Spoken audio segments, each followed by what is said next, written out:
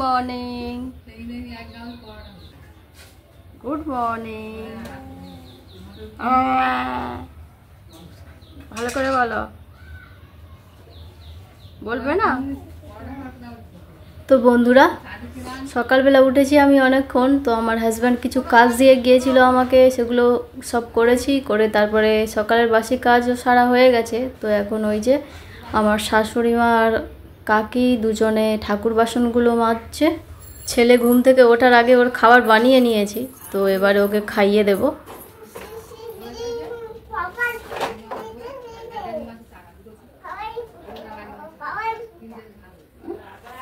বাবা বিস্কুটে কিনে ভর্তি হয়ে গেছে, কামড়াবে হাতে।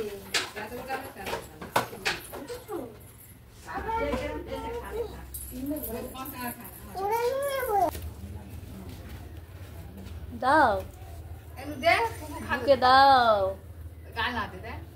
বুকে দেবে না? তুই খাবি? মুখ দেখ, ঠিক আছে ঠিক আছে।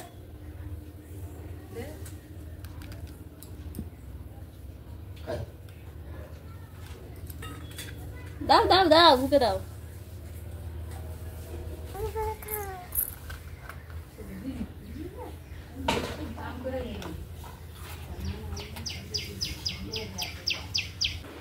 তো বন্ধুরা, গতকাল দুপুরবেলা বাবু ঘুমোয়নি, তাই গতকাল রাতেও তাড়াতাড়ি ঘুমিয়ে পড়েছিল, আর রাতেও কিছু মানে খেয়ে ঘুমিয়েছে, কিন্তু তারপরেও যে একবার খায় সেটা খায়নি। তো আজকের এই যে সকালবেলা উঠে পড়েছে,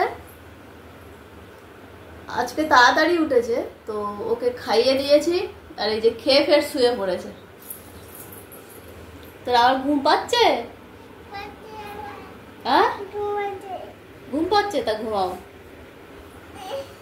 তো আবার শুয়ে পড়েছে। আর এই যে এই জামাগুলো শুকনো করতে দেওয়া আছে এখানে, তো এইগুলো গুছিয়ে রাখতে হবে, শুকিয়ে গেছে। তো চলুন জামা কাপড়গুলো গুছিয়ে ফেলি।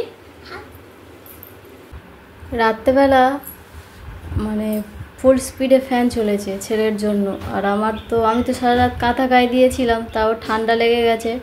ওই জন্য মাঝে মাঝে ওই যে নাক ঘষছি, দেখতে পাচ্ছেন। আর নাকের মধ্যে কি হচ্ছে বাবা, সর্দিও চলে এসছে নাকে।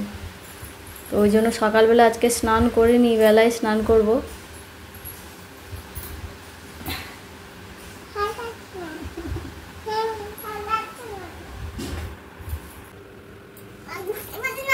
ঘুরতে হবে না বলছি তো, ঘুরেছো?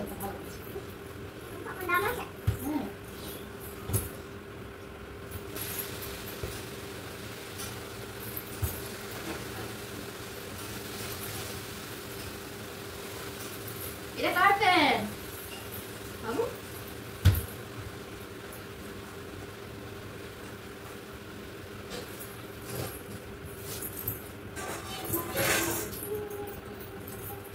বালিশটা নিয়ে কি করবি?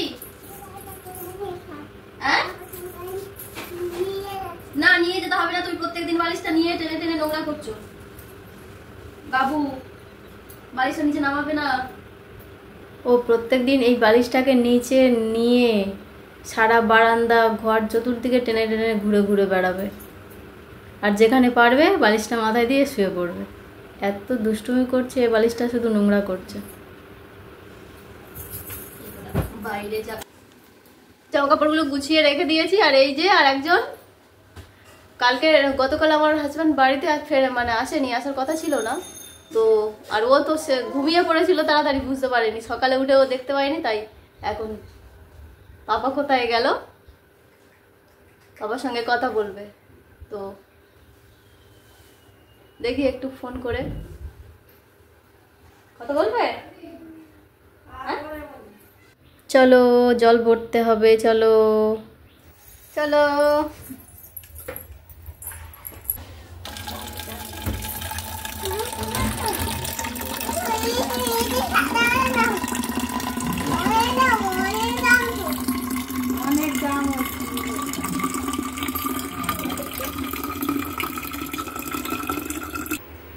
তো বন্ধুরা, স্নান করে এসে তারপরে ওই যে বোতলে একদম জল ছিল না খাওয়ার মতো, তো জলগুলো ভরলাম। এবারে একটু তরকারি বানাবো, ভাত হয়ে গেছে, আর বাবুর জন্য একটু ভাত বানাবো। ওই যে এখানে জন খাচ্ছে, ও বাবা। তো চলুন রান্নাঘরের দিকে যাই। তুমি যাবে? হ্যাঁ হ্যাঁ যাবে? তো ওঠো, চলে এসো। যাবে তো চলে এসো।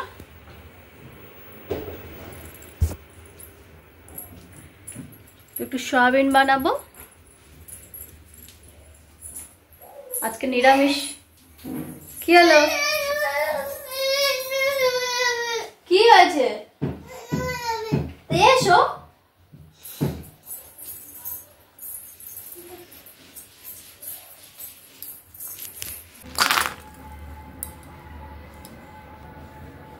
ভিজিয়ে দিলাম। তো এটা আমি একা খাবো, ওই জন্য এইটুকুই দিয়েছি। নিরামিষ সয়াবিন, তাই একটু আদা দিয়েই বানাবো। তো অল্প একটু আদা তার জন্য গ্রেট করে নিচ্ছি।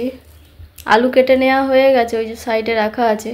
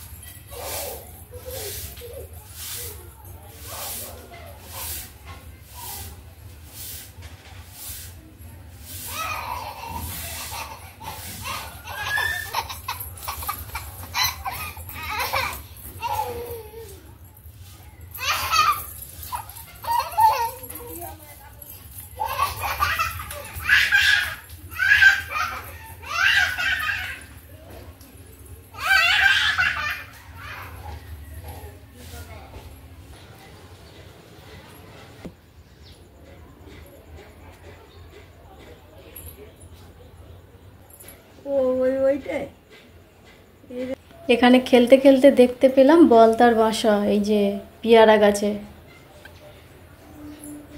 অনেকগুলো পোকা।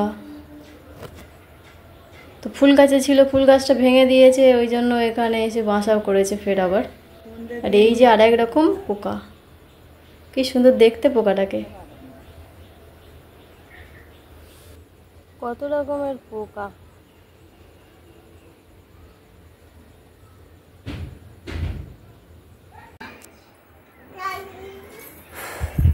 তো বন্ধুরা, এতক্ষণ অনেক খেলাধুলো হলো, রান্না বসিয়ে দিয়ে গেছিলাম, তো রান্নাও হয়ে গেছে। রান্না বলতে বাবুর জন্য একটু ভাত আর ওদের একটু মাছ ভেজে দিয়েছি, আর আমি করেছি একটু সয়াবিন আর ডাল আর ঢেঁড়স আলু ভাজা। আজকে নিরামিষ, একাদশী, ওই জন্য। তো এখন যাব বাবুকে স্নান করাতে। ওই যে ও ঘোরাফেরা করছে, খেলা করে গরম লেগে গেছে, স্নান করবে। তো চলে এস, চলো নামো।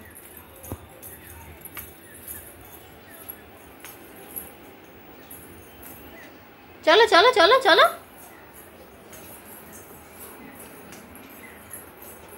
যাই, ওকে স্নানটা করিয়ে নিয়ে আসি। এখন বাজে 12:15 বেজে গেছে। তো খেয়েছে সেই সকালবেলা 8:30টার সময়, তারপরে কিছু খাইনি তেমন একটা। তো চলে গেছে ওই স্নান করতে কলের কাছে। তো চলুন স্নান করি, আবার ফিরে আসছি। তো বন্ধুরা, ছেলেকে স্নান করিয়ে খাইয়ে ঘুম পাড়িয়ে দিয়েছি, ওর ঘুম পেয়ে গেছিলো, খাওয়ার আগে ঘুম পেয়ে গেছিলো, তো তারপরে ওকে খাইয়ে ঘুম পাড়িয়ে দিয়েছি। তো এবারে আমি এখন খেতে এসেছি সয়াবিন, ঢেঁড়স আলু ভাজার একটু আচার নিয়েছি। খিদে পেয়েছে, খেয়ে নিই।